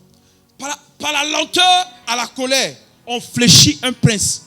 Frère, si vous voulez gagner, fléchis le type qu'elle a là. Soyez comment? Patient. Ne soyez pas pressés. On dit par la lenteur à la colère, on fléchit un prince. Mais regardez le verset qui suit. Il dit, regardez ce qu'il dit. Il dit, et une langue douce peut briser des os. Tu as déjà cassé os avec ta langue? As-tu déjà cassé des os avec ta propre langue?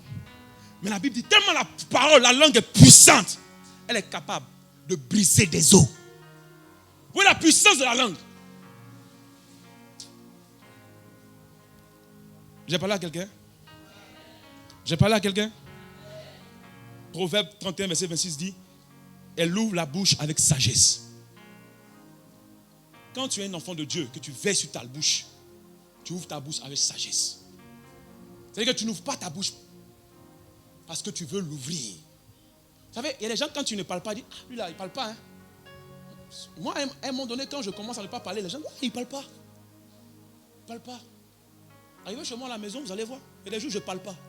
Tous ceux qui sont dans ma maison savent que là, il est parti. Laissons-le dans son coin. Mais il y a des gens forcément qui veulent que tu parles. Et que eux là, du matin au soir, tu es comme un gazécaillon devant. Il faut que tu les fasses rire. Gazécaillon, tu dois faire. Au travail, tu dois rire. Tu es comme une marionnette. Comme un panda. Le jour que tu décides de ne pas rire là. Copine, il y a quoi? Il y a quoi? Toi aussi, 2 jours là, tu ne parles pas, c'est quoi? Il commence à s'imaginer des choses. Mais on n'est pas obligé de tout le temps rire. Il y a un temps pour parler, il y a un temps pour rire, il y a un temps pour pleurer aussi. Il y a un temps pour pleurer, il y a un temps pour rire. Mais pourquoi vous voulez que tout le temps les gens soient en train de rire? Il y a des jours où je ne parle plus. Et là, vous me voyez, c'est parce que j'ai des problèmes. Je n'ai pas de problèmes. Hein. Il y a des périodes dans mon ministère, dans mon moment où Dieu me dit, tais-toi. Je n'ouvre plus la bouche. Même tu m'invites à prêcher, je dis, je ne prêche pas. J'ai eu des paroles comme ça avec certaines personnes. Dieu m'a dit, non, moi, on ne m'a pas autorisé à parler maintenant. Celui pour qui je travaille là, m'a dit, ferme la bouche. Donc le jour, il dit, parce que le jour, je vais ouvrir la bouche, il mettra ses paroles. Donc quand j'ouvre ma bouche, c'est parce qu'il veut mettre quelque chose pour que je dise. C'est pourquoi je ne suis pas pressé à prêcher. Je ne me brûle pas pour prêcher. Non, non. Quand je sais que le jour où tu vas ouvrir la bouche maintenant là, les paroles des mystères vont sortir. Pourquoi? Parce qu'il y a un temps pour parler. Lui que tu parles. C'est pourquoi un chef d'État, le chef d'État, il peut pas dire. Un chef d'État, si vous voyez un président qui parle à chaque jour, il est devant la télévision, chers Ivoiriens, demain encore, chers Ivoiriens, ils ne vont plus le respecter, alléluia.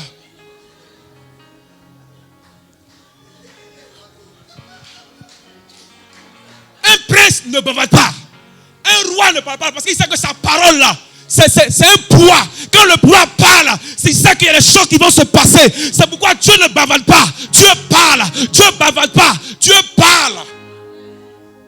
Quel est votre Dieu qui parle, bavarde seulement? Il ne bavarde pas. Il dit, il retourne sa parole 7 fois dans sa bouche. Parce que toutes ces déclarations doivent avoir un impact sur la terre.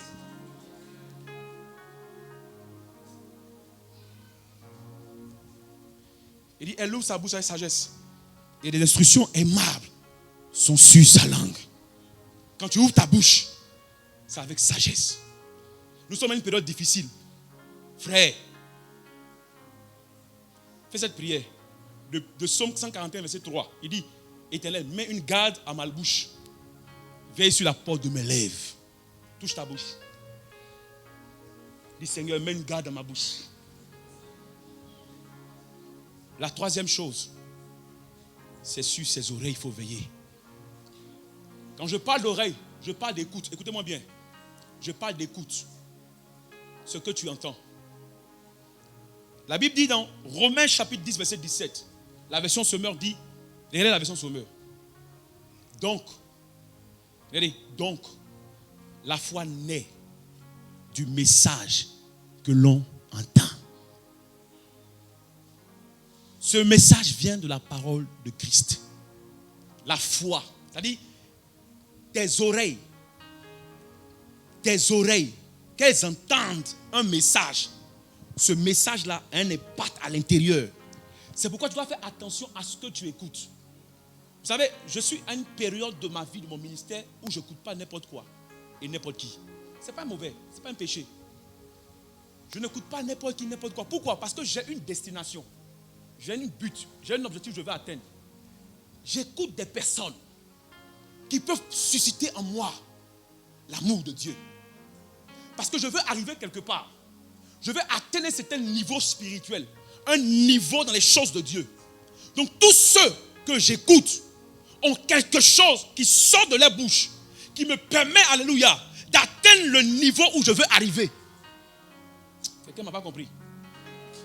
La Bible dit dans Marc chapitre 4, verset 23 à 24, il dit, si quelqu'un a des oreilles pour entendre, écoutez-moi bien, les oreilles sont faites pour entendre. Les oreilles sont faites pour entendre. Dis à ton voisin, tes oreilles c'est pour entendre. C'est pour écouter. Si quelqu'un a des oreilles pour entendre, qu'il entende. Il a dit encore, prenez garde. C'est pas moi qui dis. Vous voyez? Prenez garde à ce que vous entendez. Prenez garde à ce que vous entendez. Parce que ce que tu vas entendre va influencer, va produire quelque chose en toi.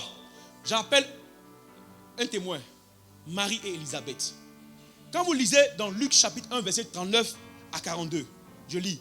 Dans ce même temps, Marie se leva, s'en alla en hâte vers les montagnes, dans une ville de Juda. Elle entra dans la maison de Zacharie et salua Élisabeth.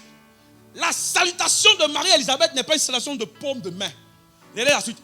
La Bible dit, dès qu'Élisabeth entendit la salutation de Marie, son enfant tressaillit dans son sein. Bien aimé, ce que Élisabeth a entendu a réveillé quelque chose en elle. Ce que Élisabeth a reçu comme information a réveillé une chose qui était endormie. Je veux dire à quelqu'un ce matin qu'il y a un miracle qui est endormi en toi. Il y a une bénédiction qui est endormie en toi. Il y a un enfantement qui est endormi en toi. Mais je te dis ce matin, tu entendras quelque chose qui va faire tressaillir le miracle en toi. Regarde, jusqu'à présent, Dieu a dit des choses, mais tu vois que c'est endormi. Tu as entendu des choses, c'est endormi. Parce que la chose que tu as en toi a besoin d'entendre le son, a besoin d'une parole, a besoin d'entendre quelque chose. Quand ces choses arrivent, ces choses ont oublié de bouger en toi. Donnez-moi un amen bien. Qu'est-ce que tu as entendu? Qu'est-ce que tu entends? Ce que tu entends peut laisser l'enfant endormi en toi. Il y a d'autres choses que tu entends qui font que l'enfant qui est en toi, le miracle qui est en toi, est obligé de bouger. Tu ne comprends pas. Tu as écouté cet homme de Dieu, mais tu ne sais qu'il y a quelque chose qui se passe en toi. Oh, tu as écouté ce message, tu as entendu cette prédication, mais tu sens que quelque chose qui se passe en toi. Il y a une métamorphose en toi. Tu sens que tu es plus zélé, tu sens que tu es plus amoureux, tu sens que tu dois te lever, tu sens que tu dois bouger. Il y a des choses comme ça. Un jour, j'ai entendu un homme de Dieu. J'ai pleuré. Tout au long, on m'a reçu comme le bishop. J'ai dit, voici. Bon, quand on nous considère là-bas, alléluia. Un prophète n'a pas reconnu chez lui, ça c'est normal. Ici, là, on ne te reconnaît pas bien. Mais l'un des problèmes du ministère, c'est l'habitude. Quand tu es trop habitué à la présence de Dieu, tu confonds la maison et puis la maison de Dieu. Quand tu es trop habitué au sacré, tu dis, laisse ça. Donc, un prophète n'est pas reconnu chez lui. Si vous voulez ou vous ne voulez pas, il n'est pas reconnu. Mais nous allons faire en sorte que vous nous reconnaissiez, alléluia. Je suis allé au programme. Je vois les gens m'accueillent. Voici le pasteur Malik qui est arrivé. Je me suis retrouvé dans mon avant. Seigneur, mighty God. Avant, j'avais quand même de l'importance, alléluia. Qui va se négliger? On m'a accueilli comme ça, j'étais assis devant. Et le conférencier est venu, prêche. Ils ont parlé. Je suis là, j'ai ouvert mes oreilles, j'écoute. Il y a un qui est arrivé. Frère, son amen même là, je pleure. Son alléluia, je pleure. Son hosanna, je pleure. On est devant la caméra sur moi, je pleure. On dit comment? Je pleure. Le gars il prêche, pendant qu'il prêche, mon cœur se déchire. J'entends des choses qui sont en train de réveiller le miracle en moi. Il dit, pendant qu'il prêche, je pleure. Et puis je dis, Seigneur, sauve-moi, ne me laisse pas. Je crie. Et à un moment, je voulais pousser un cri. Il dit, non, il faut te calmer, tu es comme un bishop ici, alléluia. Alléluia. Alléluia. Amen. Ça vous arrive? Quand Dieu vous touche ici, je suis la vieille mère. Non, ça vous arrive, alléluia. C'est la même chose là. Alléluia. Donc je suis là, je pleure. Le testament me regarde. L'homme de Dieu l'a encore dit. Je pleure. Je pleure seulement. Il dit, quand il partait à la maison, mes yeux sont devenus rouges comme ça. Arrivé à la maison, c'est ma femme qui m'accueille. Je pleure. Il dit, mais qu'est-ce qu'il y a? Il dit, laisse tomber. Je me suis enfermé. J'ai commencé à pleurer, Seigneur. Merci pour ce que j'ai entendu. Frère, ça m'a boosté. Je suis resté là. Il dit, non, ça. J'ai commencé à prendre des choses. Non, j'ai plus des résolutions. Frère, ce que tu entends, tu n'as pas encore entendu quelque chose. Tu n'as pas encore entendu un vrai truc. Tu es habitué à nos messages. Tu connais par cœur. Quand le pasteur dit l'eau, tu as ta miel. Alléluia. Tu connais ça. Tu n'as pas encore entendu. Parce que les gens que quand tu entends, l'enfant est obligé de tressaillir. Regardez, la Bible dit que, qu'est-ce qu'elle a fait? La Bible dit, car, on dit qu'elle a entendu Marie, on dit son enfant tressaillit dans son sein. Et elle fut remplie du Saint-Esprit. Une salutation, ce qu'elle a entendu, a provoqué, pouf, le Saint-Esprit en elle. Elle fut remplie du Saint-Esprit. Elle s'écria. C'est ce qui m'est arrivé. Elle s'écria d'une voix forte. Tu ne peux pas tenir. Il y a quelque chose qui doit sortir. Quelque chose qui doit apparaître en toi. Quand tu quittes là, tu es métamorphosé. Tu n'es plus le même. Vous quittez nos cultes ici. Vous êtes émerveillés. Vous êtes acclamés. Vous dites, il parle bien. Vous aimez être impressionné par notre langage soutenu. Ça vous impressionne. Mais ça n'a aucun impact dans vos vies. C'est comme Ézéchiel, il dit, Dieu dit, Ézéchiel, ils viennent nombreux. Mais ils viennent pour voir quelqu'un qui amuse le peuple. Ils ne font rien avec tes paroles. Ça fait depuis tout ce que nous prêchons là. Et les gens, ça ne leur fait rien. Mais quand ils viennent, ils sont émerveillés. L'homme de Dieu a bien prêché. Vous retenez même souvent des thèmes, des gros français, vous retenez tout ça. Mais quand vous finissez là, ça n'a aucun impact. Moi, l'échec pour moi en tant qu'homme de Dieu, quand vous échouez, c'est quand il a fini de développer un tel message. Et puis il n'y a pas d'impact sur la vie des gens. C'est échoué. C'est un discours en fait. Parce qu'on ne veut pas prêcher pour montrer qu'on connaît la parole. On prêche parce qu'on veut que cela ait un impact dans la vie des hommes et des femmes qui entendent. Recevez la parole et soyez transformés. j'avais des gens pleurer, mon pasteur, ce que tu as dit, je pleure. Il dit, j'ai fini, elle dans mon bureau, pleure. Pitié, sauve-moi. Il ne sauve pas. C'est Christ qui sauve. Fais attention à ce que tu entends. La quatrième chose, c'était vos pieds. Je vais aller directement au cœur. L'élément vital. L'élément important pour nous, c'est les pieds. Fais attention à tes pieds. Tes pieds, tu dois veiller sur les pieds, tes pas, ta marche. Quand on parle des pieds, c'est ta marche. Tu dois savoir où tu vas. La Bible dit que ce n'est pas un homme de guider ses pas pendant qu'il marche. Mais au même moment, ce n'est pas un homme de guider, mais nous demande de faire attention aux pas que nous posons. Il nous demande de faire très, très, très, très attention. Il dit l'homme prudent est attentif à ses pas. Quand vous prenez Proverbe 14, verset 15, fais attention à tes pas. Il ne faut pas mettre tes pieds n'importe où. Ne va pas n'importe où. Ne fais pas n'importe quoi. Frère, quand tu sors quelque part, moi j'aime le prophétique où les gens cherchent Dieu puis ils viennent. Ce n'est pas le prophétique où les gens bavardent dans la rue. Je suis prophète, je suis. Maintenant il y a un nouveau modèle maintenant. Il faut s'établir évêque maintenant. Tu es maintenant archevêque. Tu vois les sons jeunes comme ça. Maintenant il faut les établir. Ils portent toge. Je veux porter toge maintenant. C'est là-bas ils sont arrivés maintenant. Ça les suffit. Maintenant ils sont fatigués des petits titres maintenant. Il faut maintenant des robes pour témoigner sa grandeur. Ils sont arrivés à ce niveau-là. Béni sois-tu. Bonne chance. Allez-y. C'est bon pour vous. Amen, amen. Mais fais attention à tes pas. Fais attention là où tu poses. Les prophètes, ils sont là. Chaque bout de gens. C'est eux qui. Frère, nous-mêmes sommes prophètes. Mais j'ai toujours aimé le prophétique de Samuel. Frère, Samuel, quand il se déplace, lisez la Bible. On dit chaque année, Samuel fait un pèlerinage. Il va d'une ville à une autre. Il passe de ville en ville. On le voit seulement dans l'année. C'est-à-dire une fois dans l'année. Tu vois Samuel apparaître de telle ville à telle autre ville. Il fait le tour de la ville. C'est comme une tournée de tous ses coins. Il les visite et puis il retourne dans son coin. Mais le gars là, la Bible dit que Dieu ne laisse pas ses paroles à terre. Quand il dit quelque chose, même quand ça n'est pas de Dieu, Dieu accomplit. Pourquoi? Il dit, mais quel gars comme ça? Un gars extraordinaire, un prophète puissant. Le seul prophète que les gens ont pleuré pendant des mois et des mois. Le seul prophète qui a réconcilié David et Saül. Où sont les prophétiques qui réconcilient nos deux gars qui sont ici là? Mais trois. Il n'y a pas un prophétique. Il y a un prophétique qui a uni des gens. David et puis Saül qui étaient en guerre. Ils sont venus, ils ont mis là. Quand Samuel est venu, il a uni. Il a fait arrêter, la paix est revenue. Vos prophétiques que vous pouvez faire à Côte d'Ivoire, les trucs là, laissez les trucs là. Hein? On veut un prophétique qui peut bloquer les gens. Le gars là, quand il sort quelque part, il ne sort pas comme ça. Quand il apparaît quelque part, il dit bien, il apparaît. Il ne vient pas, il apparaît.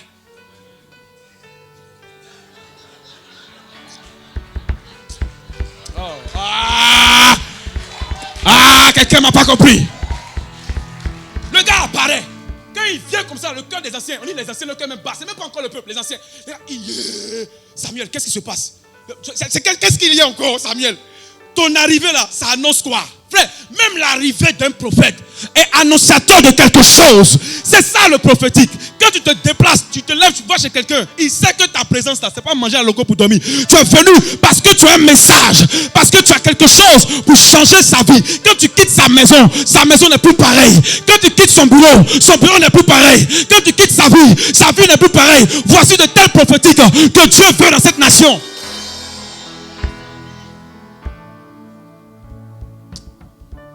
Chacun veut, c'est où il veut servir Dieu. Moi, la façon dont je le vois dans tes servir Dieu là, vous ne pouvez pas comprendre. Je termine par le cœur. Dis avec moi le cœur. Le cœur. Ça, c'est l'élément vital. J'ai cité 4. Ces 4 là sont reliés à ce seul. Le cœur.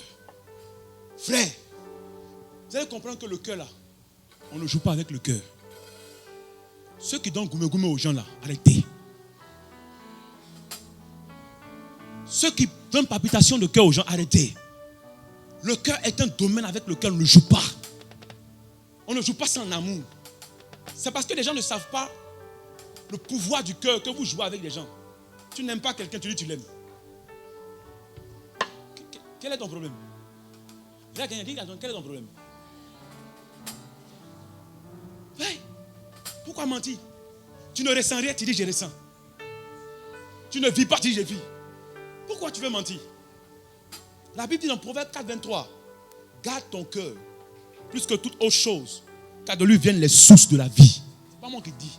Lisez votre Bible. Garde ton cœur plus que toute autre chose, car de lui viennent les sources de la vie. Donc le cœur, dans le cœur, il y a plusieurs sources. Le cœur est une source avec plusieurs branches. Ne jouez pas avec le cœur.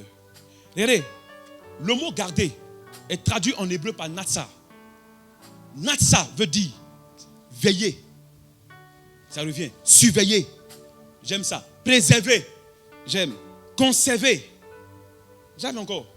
Mais il y a une autre définition de Natsa qui me casse même en deux. Il dit Natsa veut dire garder contre les dangers. Quelqu'un m'a compris. Garder contre les dangers. C'est-à-dire, tu es conscient que le cœur est soumis à des dangers. Donc tu le gardes pour empêcher qu'aucun danger, qu'aucune situation n'ait accès à ce cœur-là. Tu le protèges. Tu veilles sur ce cœur-là. Amen. Il continue. Tenir secret. C'est pourquoi le cœur est caché. Il est coincé quelque part là-bas, au centre. Tenu caché. Gardé fermé. Oh, j'adore. Et il y a une pour terminer, bloqué. Bloquer ça. Cadenasser ça. Sécuriser ça. Voilà ce que Natsa veut dire. Donc, quand on dit garder son cœur, je ne donnerai pas la définition de cœur parce qu'on a déjà défini tout ça ici. Garder son cœur, c'est protéger son cœur. C'est faire attention aux valeurs que nous entretenons à l'intérieur, au-dedans. C'est-à-dire, chacun de nous, il y a des valeurs qui sont à l'intérieur. Et des choses que tu ne fais pas, tu ne feras pas. Si vous êtes chrétien, que vous n'avez pas de valeurs, retournez dans le monde. Ils sont sans loi là-bas. Parce que quand tu es en Christ, tu dois avoir des lois, tu dois avoir des principes. Et des choses que tu ne fais pas. Des choses que tu ne feras pas. Il dit non, moi je ne fais pas ça. C'est-à-dire que ce que tu dis je ne fais pas là, n'est pas en contradiction avec la parole de Dieu. Quand tu dis je ne fais pas, c'est que c'est en accord avec la parole de Dieu. Un homme qui n'a pas de valeur, qui n'a pas de principe, c'est bon, il faut aller voir dans le monde. Là-bas, on dit ils sont sans loi. Tu ne sais pas quoi faire. Il y a des gens qui sont là, aucune valeur. Dans le travail, aucune valeur. Dans le foyer, aucune valeur. Dans le ministère, aucune valeur. Ils n'ont pas de principe à l'intérieur. Leur cœur est vide. Donc, garder son cœur, c'est le protéger. C'est faire attention aux valeurs que nous entretenons au-dedans de nous. C'est veiller sur nos pensées, sur nos émotions. Pour terminer, garder son cœur, c'est établir des garde-fous, des limites autour de ce cœur-là. Autour de ce cœur, dans un seul but, de déterminer ce qui entre et ce qui sort. Donc, garder son cœur, c'est mettre des balises, des barrières pour pouvoir avoir le contrôle de ce qui sort et ce qui entre. Le cœur est un domaine tellement sensible qu'on n'ouvre pas le cœur à tout le monde. On n'ouvre pas le cœur à ceux qui ne méritent pas qu'on ouvre le cœur. Il y a des gens qui ne méritent pas que tu leur ouvres ton cœur. Vous allez voir. Proverbe chapitre 23, verset 19 dit: écoute mon fils et sois sage. La sagesse est la dimension d'écouter. Fais quoi? Dirige ton cœur dans les voies droites. Va te permettre de pouvoir diriger ton cœur dans les voies qui sont droites. Et je vais appuyer ce que je dis en vous parlant du cœur d'un homme qu'on appelle Samson. Dis avec moi le cœur de Samson. Voici un monsieur, dans Juge chapitre 13, verset 5. La Bible dit que Dieu annonce sur la vie de Samson quelque chose de très important, une destinée pas possible. La Bible dit, car tu vas devenir enceinte et tu enfanteras un fils. Le rasoir ne passera point sur sa tête, parce que cet enfant-là sera consacré à Dieu dès le ventre de sa mère, et ce sera lui qui commencera à délivrer Israël de la main des Philistins. Voici un enfant, un monsieur, à qui Dieu va donner un potentiel spirituel énorme. Samson est un homme qui a reçu quelque chose, une dimension extraordinaire. Il fait partie des gens, des personnes que Dieu s'est dit, je vais essayer. Salomon a été un homme où Dieu voulait essayer pour voir, quand on a beaucoup d'argent, comment on devient. Il a fait un test. Samson, c'était la force. Il voulait tester. Samson avait un potentiel énorme. Il avait des qualités, il avait des faiblesses. Il avait des points forts et des points faibles. Mais regardez le verset de Juge chapitre 16, le verset 21. La Bible dit, les Philistins le saisirent et lui crevaient les yeux. Il le fit descendre à Gaza et le liait avec les chaînes des reins. Il tournait la meule dans la prison. Comment se fait-il qu'un homme avait un tel potentiel spirituel, une telle grâce spirituelle? Si Dieu vous ouvre le potentiel que Dieu a placé en cet homme, l'espoir que Dieu a mis en Samson. Vous allez dire non mais Dieu vraiment... Frère, Dieu avait un projet. Parce que le nom même de Samson veut dire petit soleil. Longtemps Israël avait été couvert de nuages. Il fallait un peu de soleil. Donc Samson est venu apporter le soleil à Israël. On dit il commencera à délivrer Israël. Mais la Bible dit, dans Juge chapitre 16, qu'on a attrapé Samson. On l'a enchaîné. On lui a crevé les yeux. Il a commencé à pousser la meule en prison. Comment un héros se retrouve dans une prison, enchaîné, aveugle. Qu'est-ce qui s'est passé pour que cet homme, ce héros de la foi, se retrouve dans cet endroit? La Bible nous révèle cela. Et c'est par là que je vais terminer. La Bible nous dit, dans Juge chapitre 16, verset 4, on dit, après cela, il aima une femme dans la vallée de Sorek. Je ne dirai pas tout le nom de Sorek. Il aima une femme dans la vallée de Sorek. Vous savez, Sorek veut dire vigne de choix. Quand tu arrives à Sorek, là-bas, c'est tes propres choix qui se manifestent. Ce n'est plus les choix de Dieu. Ce n'est plus la volonté de Dieu. Mais tes propres désirs, ta propre volonté, tes propres choix. Donc, arrivé à Sorek, Samson lui-même décide. Il voit une femme. Il décide lui-même de faire quoi? De faire un choix. Il a fait un choix. Mais un choix qui va lui coûter énormément. Un choix qui va faire perdre à Samson toute cette destinée glorieuse. Un choix qui va conduire Samson en prison. Bien-aimés, faites attention. Quand on parle de cœur, faites attention à vos choix. Parce que derrière chaque choix, il y a deux issues. Soit c'est la mort, soit c'est la vie. Quelqu'un m'a compris? Quand vous prenez Agatha, elle se nommait Delilah. Delilah veut dire faible, faiblesse, coquette. Quand tu entends Delilah, tu vois faiblesse, tu vois coquette, une femme élégante, belle. Delilah avait des qualités, elle avait des défauts. Vous savez, les qualités de Delilah, c'était une femme qui était tenace. Quand Delilah veut quelque chose, elle obtient.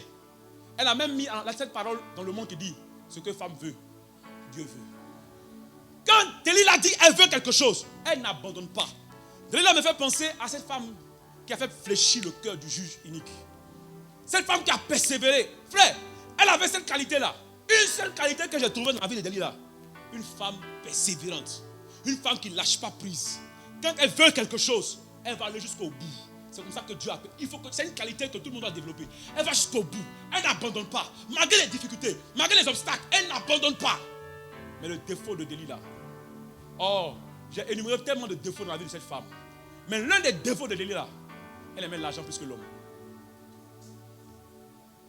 Delilah aimait l'argent plus que l'homme. Par amour pour l'argent, elle a livré Samson. Samson a fait confiance à Delilah parce qu'il l'aimait. Mais Delilah, c'était sa faiblesse qui était là.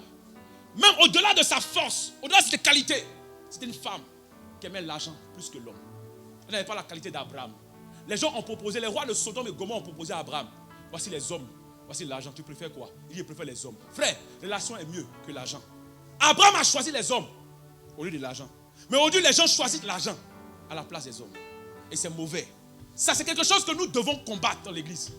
Des gens, ils sont avec toi parce que tu as l'argent.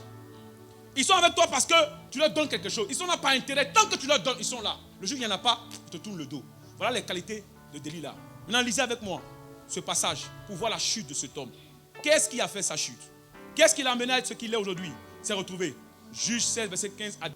Elle lui dit, comment peux-tu dire je t'aime? Suivez bien. Comment peux-tu dire je t'aime puisque ton cœur, écoutez-moi bien, puisque ton cœur n'est pas avec moi? Il dit, Delilah dit à Samson, comment tu peux dire que tu m'aimes alors que ton cœur n'est pas avec moi? Quand tu es une personne, l'amour va avec le cœur. Tu ne peux pas m'aimer pendant que ton cœur n'est pas avec moi. Si tu m'aimes, ton cœur, ton amour doit aller ensemble. Mais elle dit à Samson, comment tu peux dire que tu m'aimes alors que ton cœur n'est pas avec moi? Et puis il dit quoi? Voilà 3 fois, pendant 3 fois, 3 moments, 3 fois que tu t'es joué de moi. Et tu ne m'as pas déclaré d'où vient ta grande force. Une femme qui voulait comprendre le secret de son homme. Toi là, comment tu fais? D'où vient ta force? N'oubliez pas que cette question-là, ce désir de connaître la force de Samson est né du fait que les gens l'ont approché pour lui dire, donne-nous Samson. Ils l'ont payé pour cela. Si on calcule la somme d'argent, là, elle était milliardaire. Elle a reçu beaucoup d'argent pour livrer Samson.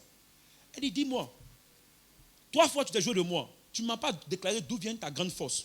Comme elle était chaque fois, regardez, sa ténacité, comme elle était chaque jour à le tourmenter, à l'importuner, par ses instances, son âme s'impatienta jusqu'à la mort. C'est-à-dire que la femme là, elle est persévérante, mais elle agace. Pendant 3 fois, elle est là. Dis-moi ton secret. Le gars, il ne dort pas. Quand il se lève, ton secret. Il mange, ton secret. Il dort, ton secret. Un bisou de passage, ton secret. Donc, il ne peut pas, il tourne ses secrets. On dit son âme s'impatienta jusqu'à la mort. La femme m'agace. Oh, Delilah, sa qualité c'est ça. Elle n'abandonne pas. Elle ne laisse pas tomber. Tant qu'elle n'a pas eu là, elle ne laisse pas. Et la Bible dit, il lui fait quoi? Ouvrir le cœur. Oh, je vous ai dit, Natsa. Veut dire garder, veiller, protéger, bloquer. Il lui ouvrit le cœur. Ce qu'il ne devait pas faire. Il lui ouvrit le cœur.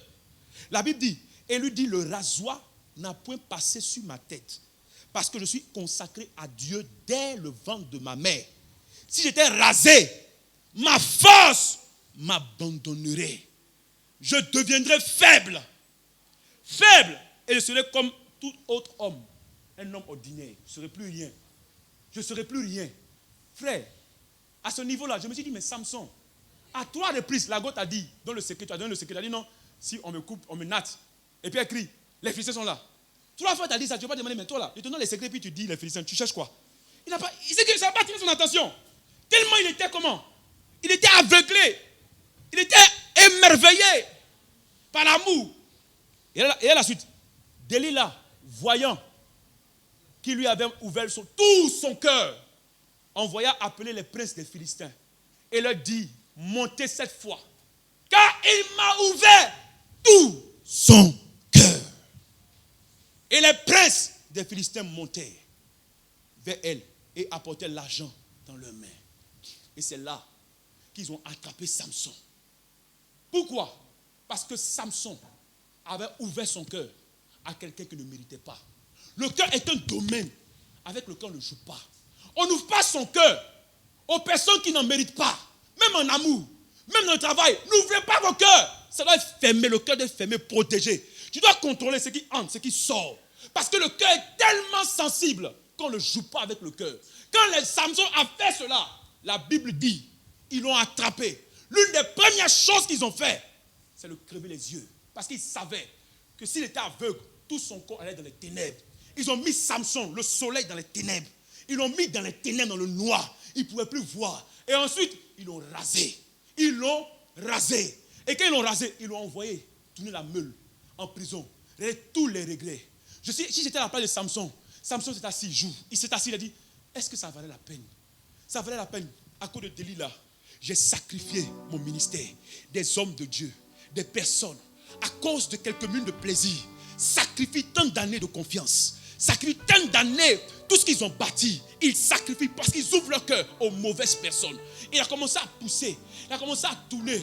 Frère, la Bible nous dit, le premier jour où ils ont rasé, ses cheveux ont commencé à pousser, mais il n'avait pas encore de force. Frère, il a compris là que ce n'était pas ses cheveux n'étaient rien, mais c'était simplement le vœu, l'alliance que Dieu avait dit sur sa vie. Ses cheveux ont poussé, on a vu repousser ses cheveux, ça poussait, mais il n'y avait rien. Et à un moment donné, à la dernière minute, c'était la deuxième fois que je trouvais Samson en train de prier. Toutes les fois, il n'a pas prié. La première fois, il a prié lorsqu'il a fait la guerre avec la mâchoire de l'âne. Il était assoiffé. Il a crié, Dieu lui a donné de l'eau. La dernière fois, avant sa mort, il dit, Père, pardon, redonne-moi la force.